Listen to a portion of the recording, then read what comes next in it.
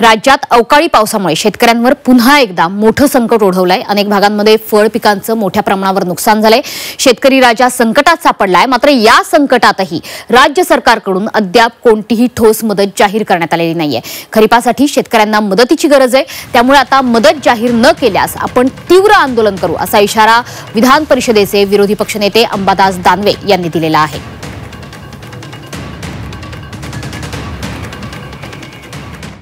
कारण आता पेरणीचा वेळ येतोय, बी बियाणं घ्यायचं आहे, खतं घ्यायची आहे आणि मग अशा स्थितीमध्ये शेतकऱ्यांना एक मदतीची गरज आहे। परंतु हे सरकार आताच तर सोडा 22, 23, 24 ला सुद्धा अशा पद्धतीने ज्या ज्या वेळेस नुकसान झालं होतं त्याचा एक खडकू सुद्धा सरकारने दिलं नाही। निश्चित या संदर्भात आम्ही मागणी केली, येणाऱ्या काळात निश्चित याच्याविषयी तीव्र आवाज आम्ही करू।